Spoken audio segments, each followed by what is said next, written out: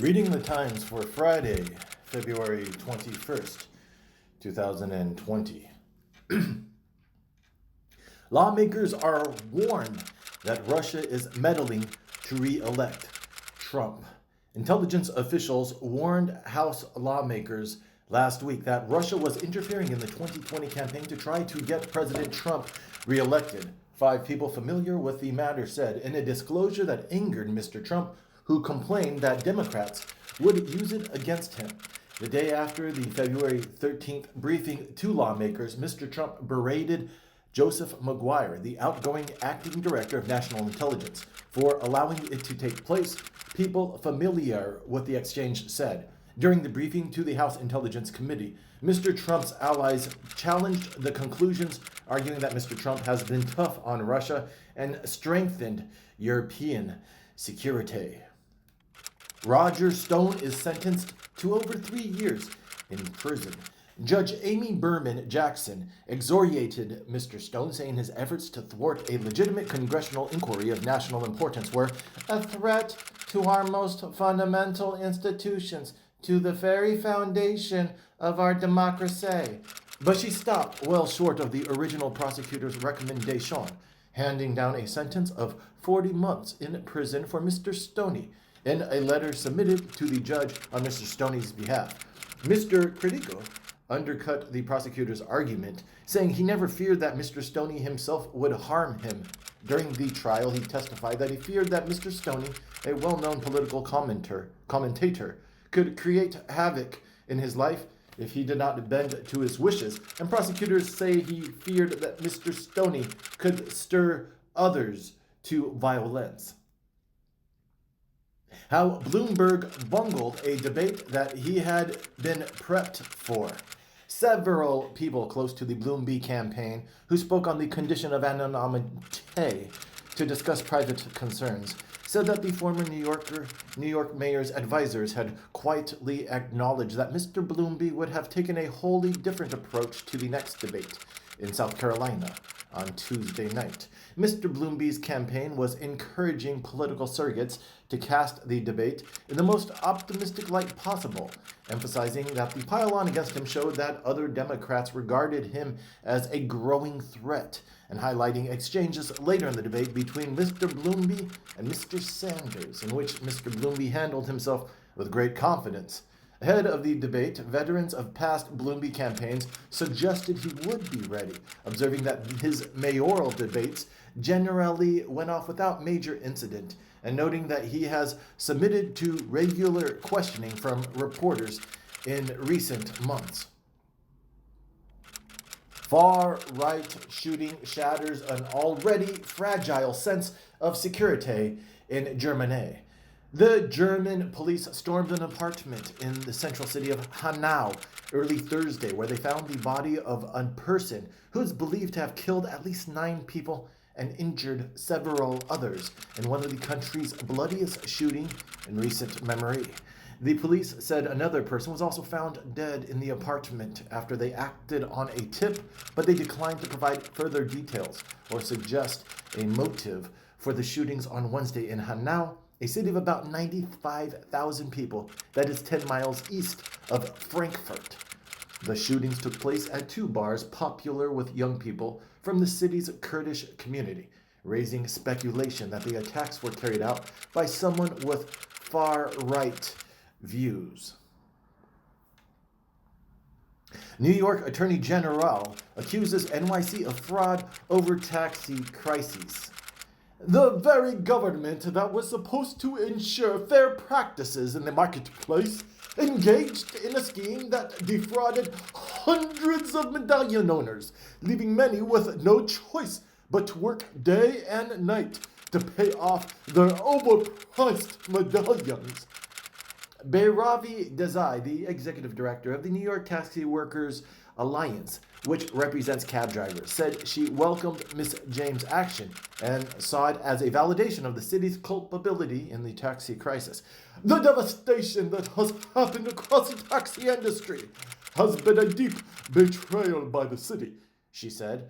City Councilman Idanis Rodriguez, who was the co-chairman of the panel, said he believed the city did bear some responsibility for creating the taxi crisis. As a result, it had an obligation to provide financial relief to taxi owners. Ms. James said the payment from the city would be used to pay restitution to taxi medallion owners, which could include paying off loans and compensating them for damages resulting from the city's actions.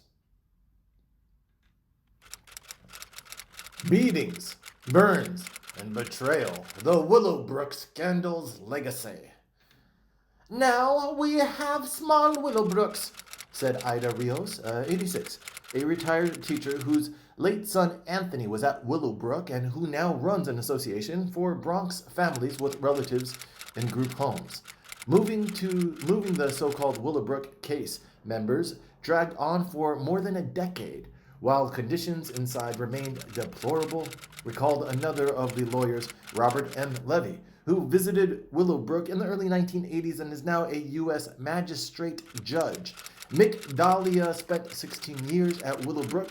By the time she was moved out in 1980, she was in her early 20s. Mick Dahlia's sister, who had lost her eyesight while at Willowbrook, also was moved and ultimately placed in a state-run group home on Prospect Avenue in the Bronx.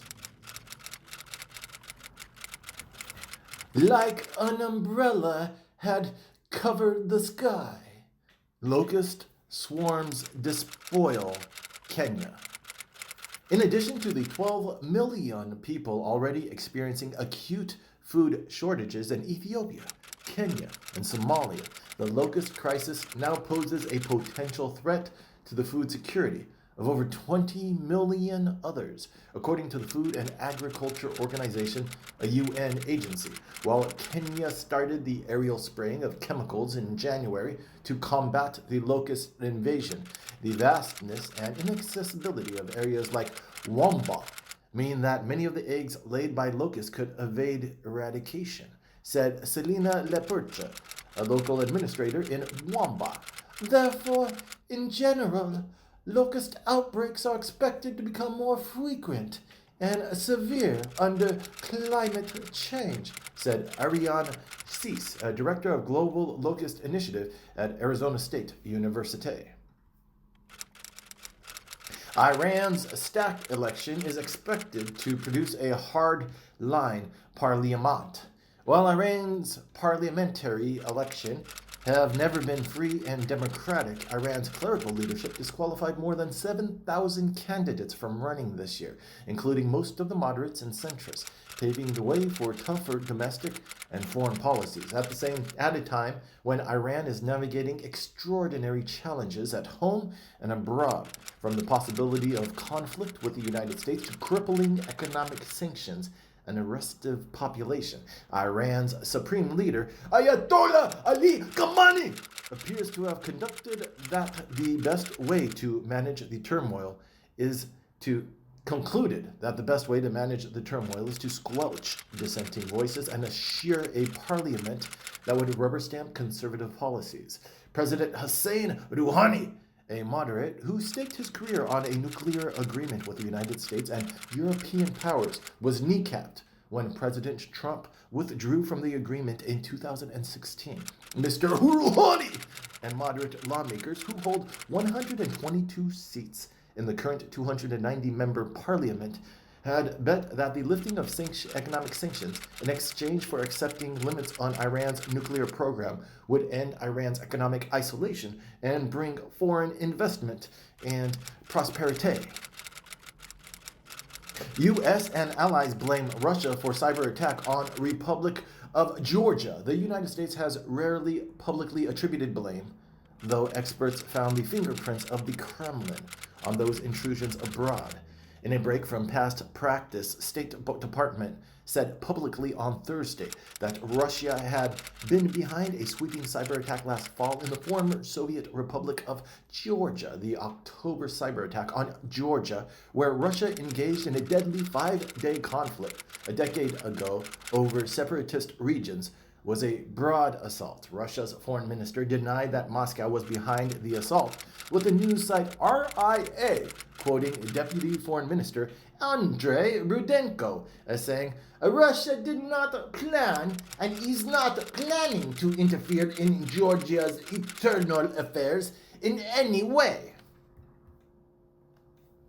What a party in Japan may tell us about the coronavirus spread. The issue has taken on more urgency as passengers have begun walking off a contaminated cruise ship in Yokohama, where 621 past people have tested positive for the virus 2 days, and 2 later died.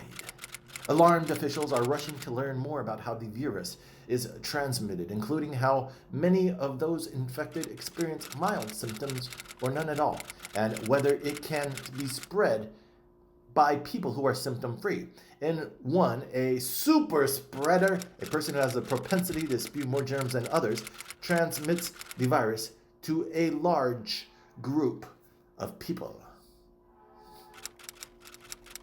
Shipwreck yields artifacts of missing seafarers in Canada's Arctic. There were among about 350 artifacts that were recently plucked from the sunken crevices and cabins of the HMS Erebus, one of 2 naval ships that vanished after setting out from England more than 170 years ago in search of a northwest passage across the Canadian Arctic. In 1858, a search party found 2 cursory notes left by the crew describing how the ships had become trapped in ice, Franklin's death, and plans to find a path to a trading post on Hudson Bay. But the wreckage lay quiet for more than a century until 2014, when a remotely controlled underwater vehicle picked up its silhouette near King William Island in the territory of Nunavut, the place where the Inuit, the regional Aboriginal people, have long said the ships have been crushed by sea ice. The items coming to the surface from the ship itself could signal a turning point in understanding the ship's final disastrous months, said John G. Geiger, the Chief Executive Officer of the Royal Canadian Geographical Society. In a city under lockdown, hope arrives by motorbike. The driver, Zhang Sai, hovered outside an apartment building in Wuhan, the central Chinese city at the heart of the coronavirus outbreak. Mr. Zhang's family lives outside Wuhan and he cannot visit because of the outbreak, but he video chats with them daily. The average monthly salary in Wuhan in 2017 was about 6,640 yuan, according to the data provider CEIC. Mr. Zhang and his colleagues offer one another a constantly updating stream of advice. Why the coronavirus seems to hit men harder than women. More women than men were infected by SARS in Hong Kong in 2003, but the death rate among men was 50% higher, according to a study published in the Annals of Internal Medicine. Young adult men also died at higher rates than female peers during the influenza epidemic of 1918. A number of factors may be at work against men in current epidemic, scientists say, including some that are biological and some that are rooted in lifestyle. In the United States, women are more proactive about seeking health care than men, and in some small studies have found the generalization applies to Chinese students at universities in the United States as well. Suspect arrested in stabbing at London mosque. An attacker entered London Central Mosque during afternoon prayer and stabbed a 70-year-old prayer leader on Thursday before being subdued by worshippers and arrested on suspicion of attempted murder, the police said. Mustafa Field, the director of the charity Faiths Forum for London and a regular workshopper at the mosque, said the suspect had been coming to the mosque for the last 6 months and described him as a vulnerable man with possible mental health issues. Afternoon prayer had just begun when the attack took place, and images and video footage posted on Twitter showed people at the mosque near Regent's Park in central London wrestling with a barefoot man wearing a red jacket to the ground. Netanyahu announces new homes in East Jerusalem days before election. Prime Minister Benjamin Netanyahu of Israel announced plans on Thursday to build thousands of new housing units in contested East Jerusalem, which critics say could doom any prospect of a deal with the Palestinians. The Trump administration's plan, released last month, recognizes Israeli sovereignty over a unified Jerusalem from the west to east, relegating any Palestinian capital to a few disconnected and outlying areas. Immediately after the rollout of the Trump administration's plan, Mr. Netanyahu's government promised to begin the process of extending Israeli sovereignty over substantial parts of the occupied West Bank, as the Trump plan envisaged, within days.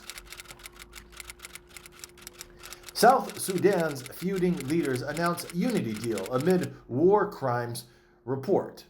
The feuding leaders of South Sudan announced on Thursday that after several missed deadlines, they had agreed to form a unity government in a bid to end the ruinous civil war they began soon after the country was formed in 2011. South Sudan became the world's youngest nation when, after decades of bloody conflict, it gained independence from Sudan in an internationally mediated agreement.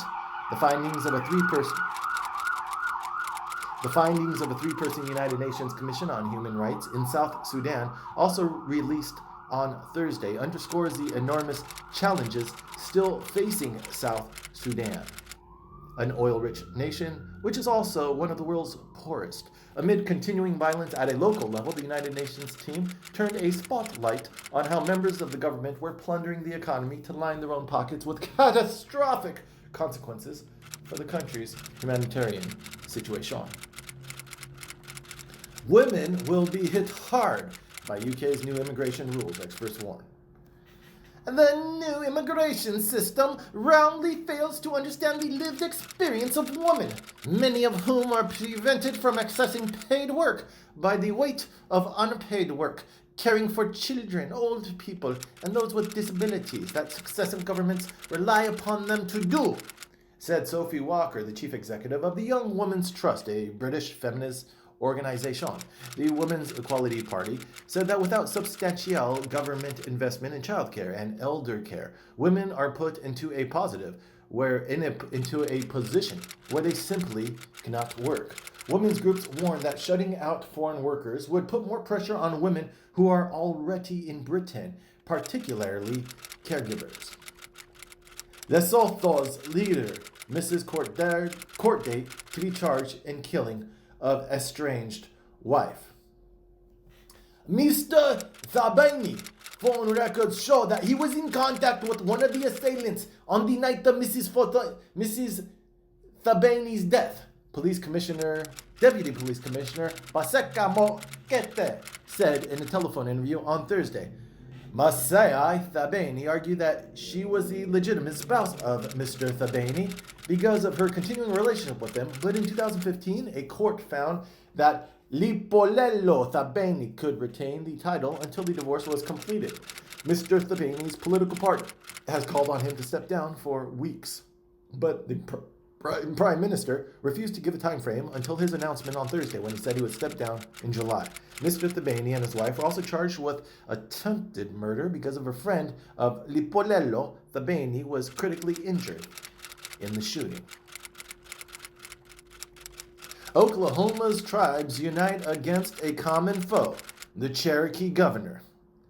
Mr. Stitt, a Tulsa mortgage banker and conservative Republican, proposed that the tribes pay a much higher revenue rate to Oklahoma to operate the casinos, a move that tribal leaders have seen as an aggressive approach and a continuation of generations of broken agreements between the state and tribal governments. According to tribal membership documents from 1900 viewed by the New York Times and High Country News, Cherokee Nation lawyers fought the tribal enrollment of Mr. Stitt's ancestor, Francis Dawson, who they claimed pretended to be a Cherokee and bribed Cherokee commissioners. The state made several formal offers over the past 8 months to demonstrate that the door is open and remains open for discussing ways the state and all of Oklahoma's southern tribes can move forward together to address a compact that expired, Mr. Stitt said in a brief statement to the Times and High County News. The dispute boiled over on New Year's Eve when three of the largest tribes in the country, the Cherokee, the Chickasaw, and the Choctaw, sued Mr. Stitt. Trump's new intelligence director faces a legal countdown clock on his tenure. Under the Federal Vacancies Reform Act, Mr. Grenell can serve in his post only until March 11th, unless the president formally nominates someone else for the job. Mr. Grenell, a Trump loyalist, has little experience in intelligence or in running a large bureaucracy, and would be likely to face resistance in the Senate if he were nominated permanently for the post. Mr. Grenell replaces Joseph McGuire, who is also an acting director of intelligence, and may have had to give up the post by March 11th, according to federal law. Has history finally caught up with Roger Stone? It may be up to Trump. In the 1980s, Mr. Stone briefly became part of the Washington establishment when he joined Paul Manafort, the former Trump campaign chairman, now in prison for financial fraud, to help create the powerhouse Republican consulting firm of Black, Manafort, and Stone. Mr. Trump once called Mr. Stone a stone-cold loser. For a while, Hillary Clinton became Mr. Stone's obsession. In 2008, he founded an anti-Clinton group. Critics quickly noticed that the first letters of the group's four-word name detailed a crude epithet. In the run-up to the 2012 campaign, it was Mr. Trump who was on Mr. Stone's mind as Mr. Trump toyed with and then rejected the idea of challenging Barack Obama for the presidency. Trump renews attack on justice system, again disregarding Barr's pleas. President Trump used his remarks as an event at Las Vegas for former convicts re-entering society to comment about the sentencing of Roger J. Stone, Jr., his longtime friend and Republican political consultant. Speaking out hours after his friend Roger J. Stone, Jr. was sentenced to more than 3 years in prison for lying to protect the president, Mr. Trump belittled the case and hinted broadly he would use his clemency power to spare Mr. Stone if a judge did not agree to a retrial sought by defense lawyers. Mr. Trump's critics maintain that extending clemency to Mr. Stone would amount to a self-dealing for a president who stood to benefit from the convicted liar advisor's lies about connections to WikiLeaks, which disseminated a Democratic email stolen by Russian agents to damage Hillary Clinton during the 2016 campaign. Aide accused of being anonymous op-ed writer is reassigned to Energy Department. The White House is transferring a senior national security aide who fell under suspicion of writing an anonymous insider account of dissent within the Trump administration. The latest of several senior personnel moves stemming from questions of loyalty to President Trump. And Victoria Coates, Mr. Trump's deputy national security advisor, will be moved on Monday to the Department of Energy, where she will serve as a senior advisor to the Energy Secretary, Dan Bruglia. Robert C. O'Brien, the national security advisor, announced on Thursday the staff shift in a statement, saying her move was intended to ensure the close alignment of energy policy with national security objectives. The move was first reported by Axios. Mick Mulvaney says he often disagrees with Trump, just never publicly. Mick Mulvaney, the acting White House chief of staff, said in a wide-ranging discussion on Wednesday night that he disagreed with President Trump every single day, mocked a fellow administration advisor, and accused Republicans of hypocrisy over the budget deficit. Mr. Mulvaney, addressing a crowd of several hundred during a question and answer session with the Oxford Union in England, spoke freely about the impeachment inquiry into Mr. President Trump and denounced the so-called deep state, as well as his predecessor, John F. Kelly. The president looks for people who disagree with him and disagree with each other, Mr. Mulvaney noted, adding that Mr. Trump will sit back and watch as aides go at it. Democrats pile on Bernie Sanders as urgency grows.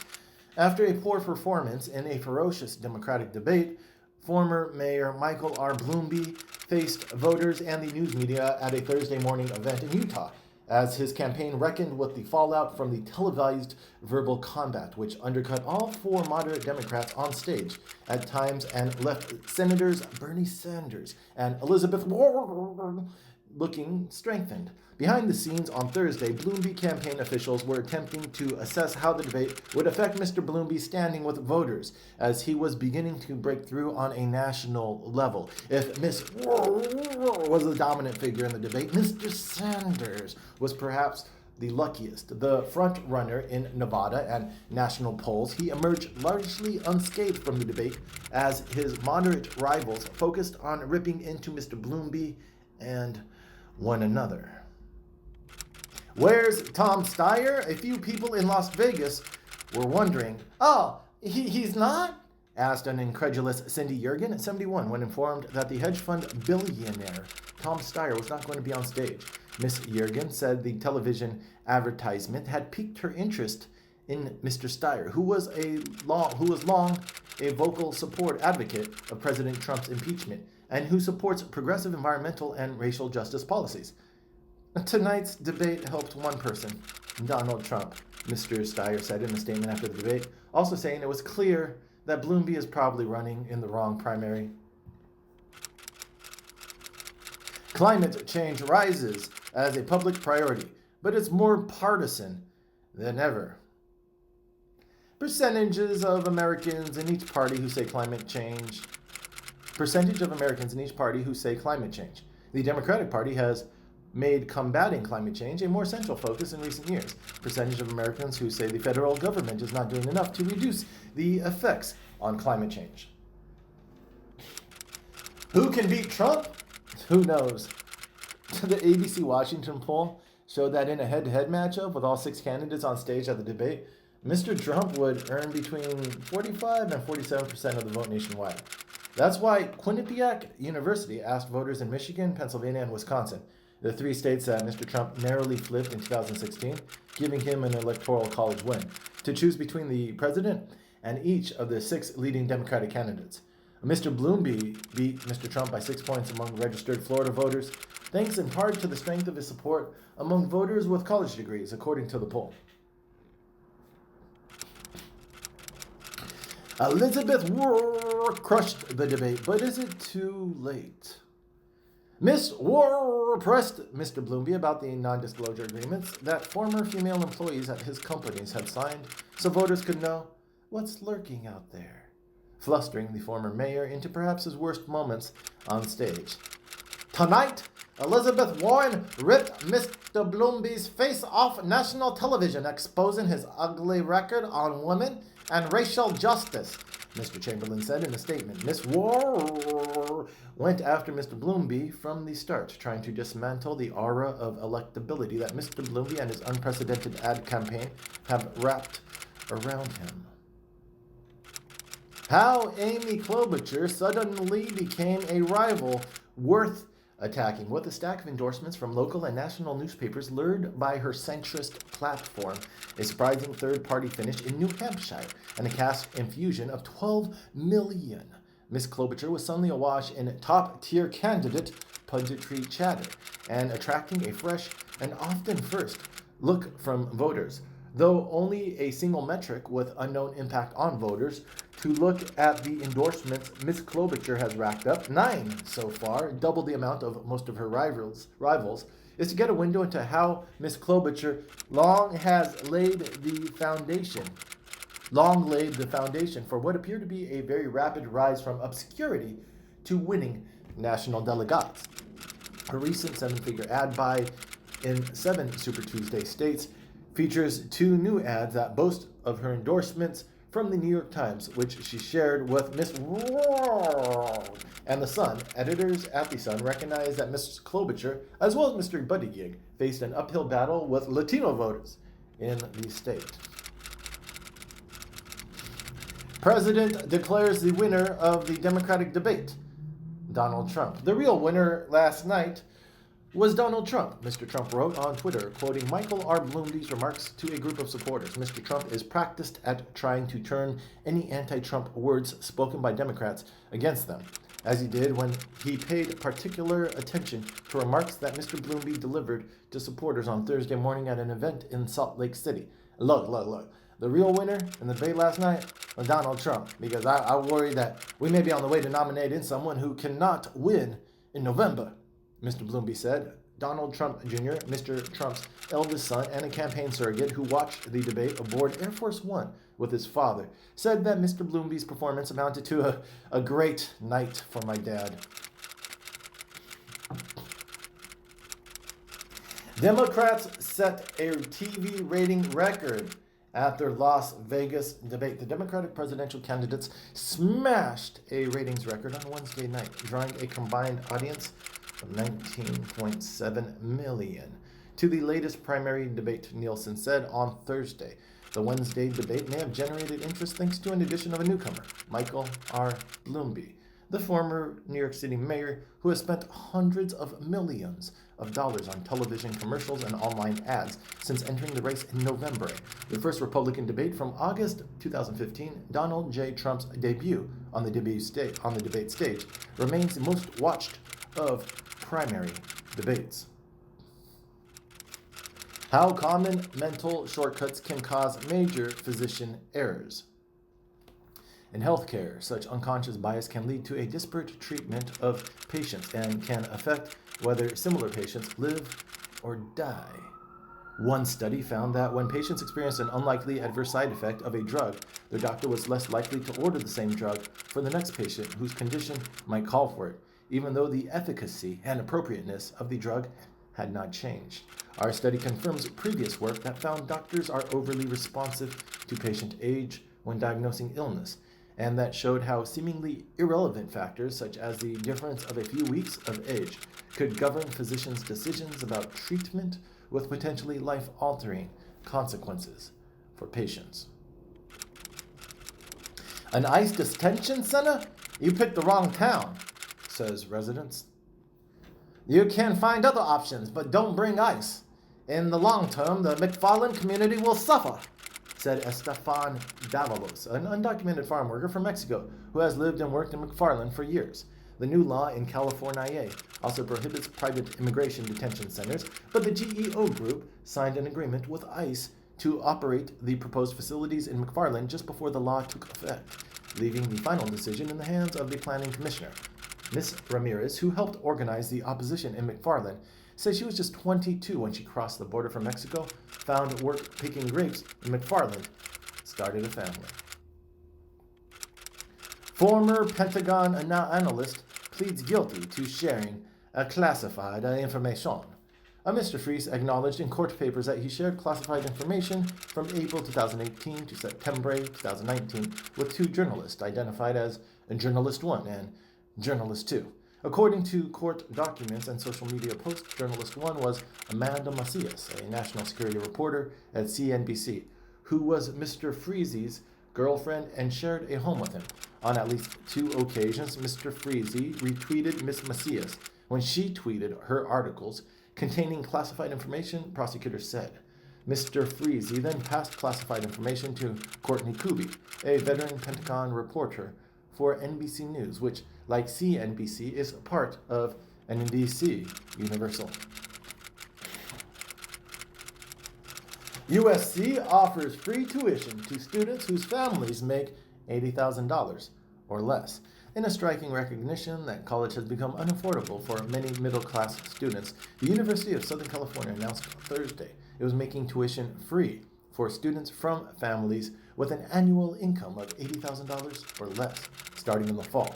In the last decade, USC has worked to become a top-tier academic institution, but the elite private campus of 44,000 students in the heart of Los Angeles has also been rocked by scandal. Wiping out student debt and providing free college tuition have become major points of debate in the presidential campaign.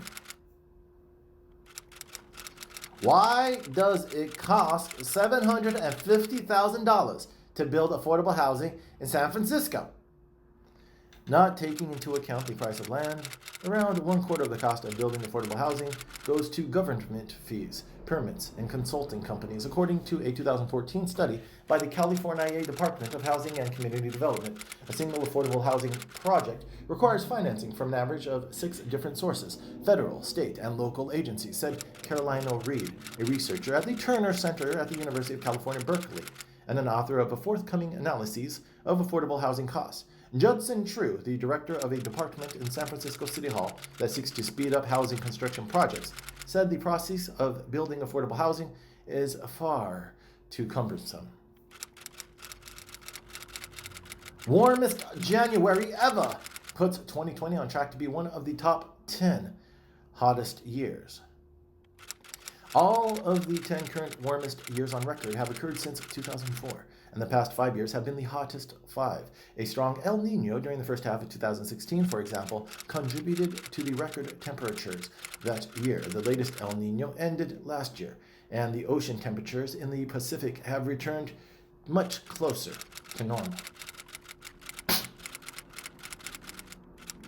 A Democratic piñata party. As the Democratic presidential candidates bandage their wounds and assess their strategies after Wednesday's debate, one thing is clear. Bernie Sanders owes Mike Bloomberg a big thank you bouquet. Nothing said to or about Mr. Sanders mattered nearly so much as Mr. Bloomberg serving at the evening's piñata, drawing blows away from the Vermont senator. Without Mr. Bloomberg, Mr. Sanders not only would have suffered more hits, but more people would have focused on how clumsily he handled those he did. Bloomberg and what really matters. It's a must-have in the financial industry because traders with Bloomberg terminals can react to market events a few minutes faster than those without. Bloomberg has, in effect, made his billions off a financial arms race that costs vast sums of money. Vast sums, but leaves everyone pretty much back where they started. One key piece of the reforms instituted after the 2008 financial crisis, the creation of the Consumer Financial Protection Bureau, was Warren's brainchild. Why Sanders will probably win the nomination. Bernie Sanders is also telling a successful myth. The corporate and Wall Street elites are rapacious monsters who hoard the nation's wealth and oppress working families. My takeaway from Wednesday's hellaciously entertaining Democratic debate is that Sanders is the only candidate telling a successful myth. The gathering myth is an alternative myth, one that has advantage of being true.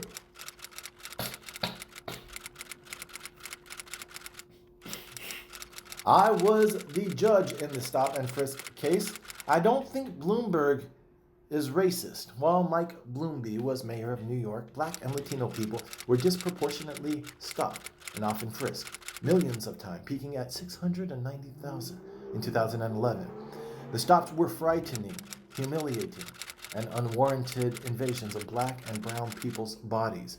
In March 2010, a boy 13 was stopped on his way home by 2 white officers in plain clothes who were responding to 9/11 calls about a group of rowdy men. What we, the Taliban, want. We are committed to working with other parties in a consultative manner of general respect to agree upon new inclusive political system, which the voice of every Afghan is reflected and where no Afghan feels excluded. We will take all measures in partnership with other Afghans to make sure the new Afghanistan is a bastion of stability and nobody feels threatened on our soil. We are conscious of the immense challenges ahead. Perhaps our biggest challenge is to ensure that various Afghan groups work hard and sincerely toward defining our common future.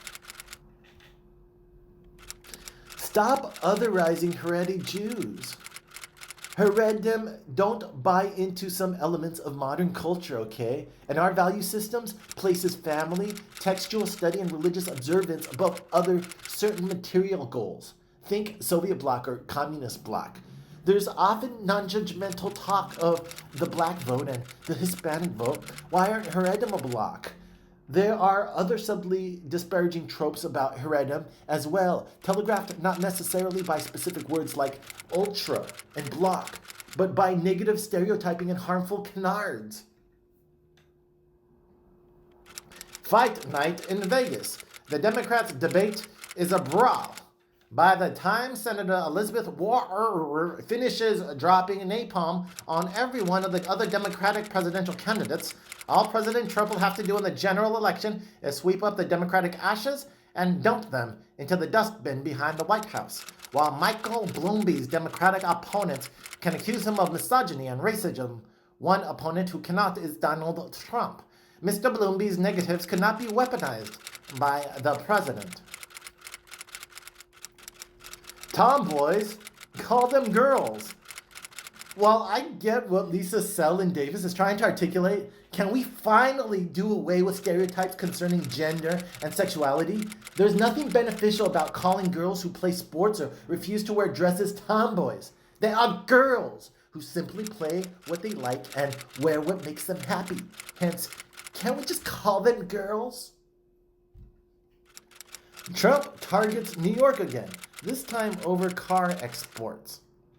The change has hit those dealing in salvage vehicles, inoperable vehicles sold for scrap, as well as expensive antique and classic cars bought by overseas collectors.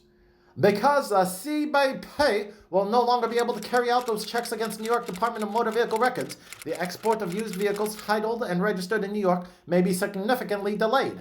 A spokesman said a Cuomo administration official cast doubt on Homeland Security's justification for the restrictions on vehicle exports, saying Customs and Border Protection could check if cars were stolen using a national database that is updated by the New York Department of Motor Vehicles.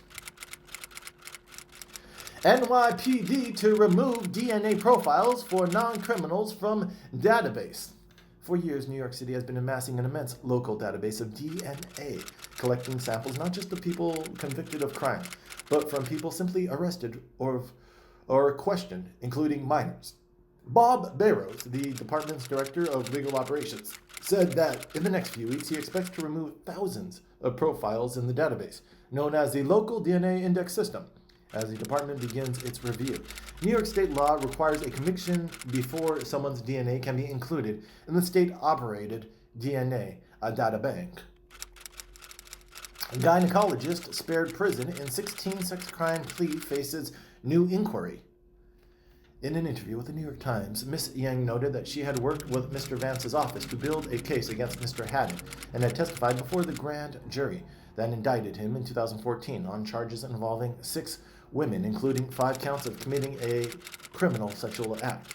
More than 65 women have now accused Mr. Haddon of sexually abusing them, including 2 who were teenagers when they say the assaults occurred, said Anthony T. DiPietro, a lawyer who is representing many of the women in the lawsuit against Mr. Haddon and his employers, Columbia University and New York Presbyterian Hospital.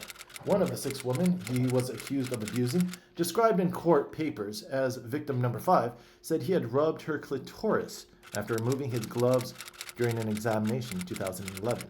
As a part of the plea deal, Ms. Kirshner, who had known Mr. Vance since they were colleagues in the district attorney's office in the 1990s, negotiated with prosecutors for a pledge that they would not pursue any similar crimes that were known to the office in February 2016.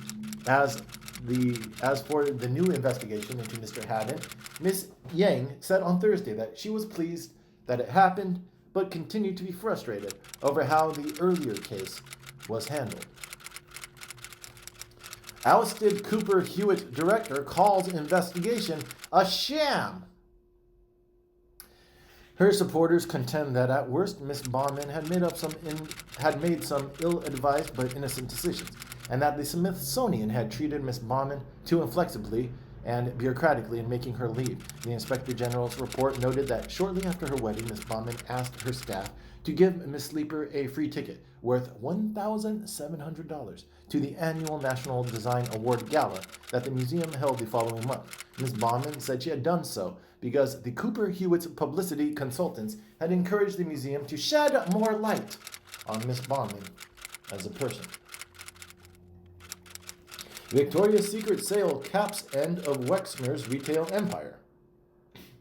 Leslie H. Wexner will step down as the chief executive and chairman of L Brands, as the company announced Thursday it would sell a majority stake of its crown jewel, the lingerie brand Victoria's Secret, to a private equity firm. The sale comes after months of scrutiny of Mr. Wexner's close ties to a disgraced financier, Jeffrey Epstein, and questions about the company's internal culture. L Brand said it would sell a 55% stake of the lingerie brand to Sycamore Partners, a firm that specializes in retailers. Clicking buy on Amazon. It's trying to prevent a coronavirus caveat. Amazon faces an additional wrinkle in keeping its virtual shelves stocked. While traditional retailers generally control their inventory directly, most of the products on Amazon are bought and sold by third-party merchants. Amazon's algorithms have now asked for 6 to 8 weeks of supply on products made in China instead of 2 or 3 weeks, said Mr. Hariharan, who discussed the challenges with large brands that supply the retailer. On February 7th, the main Amazon website that sellers use to run their business posted a message that included tips for making sure Amazon's algorithms didn't ding their accounts if they couldn't fulfill orders. As China fights the coronavirus, some say it has gone too far. China's typically supercharged economy has grounded to a near standstill as the authorities battle a coronavirus that has killed more than 2,000 people and sickened tens of thousands more. The city of Hangzhou announced that it had arranged one high-speed train to bring more than 600 workers back from the central China's Henan province, and another high-speed train to bring back 750 workers from western China's Sichuan province. The city of Xi'an in northwestern China announced that it was offering a one-time subsidy of $285 for each worker hired by companies making medical protective gear, and as much as $430 per worker for companies in any industry that hire large numbers. Morgan Stanley to buy E-Trade, linking Wall Street and Main Street under Mr. Gorman, who has led the bank for a decade. Morgan Stanley has increasingly de-emphasized the businesses of jet-setting investment bankers and aggressive Manhattan traders, preferring the predictable and less costly realm of wealth management. Michael McTamney, who researches banks for the ratings agency DBRS Morningstar, said the deal accelerates Morgan Stanley's growth plans. Morgan Stanley is betting that regulators in Washington will approve what is perhaps the most consequential acquisition by a so-called systematically important American bank, the too big to fail variety of financial institution. Since 2008, under the Obama administration, officials at the Federal Reserve fretted about the nation's biggest banks growing through mergers. A formula for growth after the startup stage. Rather than simply working harder, new report suggests second-stage companies should consider a different strategy to reach the middle market, incorporating 5 conditions that were compiled and tracked by TrueSpace, a consulting firm, and the analytics firm Gallup. The project's data showed that the tighter a company's focus on its market, the stronger its revenue will be, said Charles Fred, chairman and chief executive of TrueSpace. The company has been using the TrueSpace model for 2 years, and Mr. Smith said it had increased the company's enterprise value up to 7 times the revenue, from 1 to 2 times revenue. Surging dollar reflects the standout U.S. economy. The slowdown has stimulated a rush into American stocks and bonds as global investors exchange their currencies for dollars, pushing the value of the dollar higher, and then using those dollars to snap up financial assets. The U.S. dollar index, which measures the dollar's value against 6 currencies of major trading partners, is up more than 3.6% this year, pushing it to the highest level since April 2017. The dollar has risen more than 1% against China's government-managed currency, the renminbi, in February alone. Trump administration sees no threat to economy from monopolies. In their annual economic report of the president, released on Thursday, Mr. Trump and his advisors effectively dismissed an emerging line of economic research that finds large American companies increasingly dominate industries like telecommunication and tech, stifling competition and hurting consumers. New research released Thursday by the University of Chicago's Becker-Friedman Institute for Economics offers new evidence for why populist politicians like Mr. Trump should be concerned about whether market concentration is in fact rising in the economy. The rise hurts blue-collar workers like those employed in factories more than everyone else. It's leading to an increase in the incomes of white-collar workers, Mr. Copland said in an interview, at the expense of blue-collar workers. New Mexico sues Google over children's privacy violations. Today, more than half of the nation's public schools and 90 million students and teachers globally use free Google education apps like Gmail and Google Docs. The law requires companies to obtain a parent's consent before collecting the name, contact information, and other personal details from a child under 13. The lawsuit also says Google deceived schools, parents, teachers, and students by telling them there were no privacy concerns with its education products, when the company had amassed a trove of potentially sensitive details of students' online activities and locations. Then the same school children, he said, go to use Google services from their phones or at home, allowing Google to track them for non-educational purposes and definitely without the consent of the parents. Why the stock market isn't too worried about coronavirus. The trade wars and other global factors seemed at risking of tipping the United States economy into a slowdown, and the Fed cut its key interest rate 3 times. The Fed is also facing the very real problem that interest rates are so exceptionally low, even in good times, that it has little room to maneuver if the economy takes a significant turn for the worse. Its target interest rate are barely above 1.5%, and if the Fed has to cut further to protect the United States economy against a shock from a virus that emerged in Wuhan, China, it has less capacity to deal with some potentially larger disruptions closer to home. London to Singapore in a tiny truck and other road trip adventures. Along with maintaining follow-up injections for assorted vaccines, the Highland family took prophylactic doses of antibiotics as it traveled through malaria-infested areas. People are the same around the world. They simply want to go to work and come home to the families. Mr. Highland said, Marianne Highland has relished traveling the world with her husband and 3 sons. And that has been Reading the Times for Friday, February 21st. It is a 2020.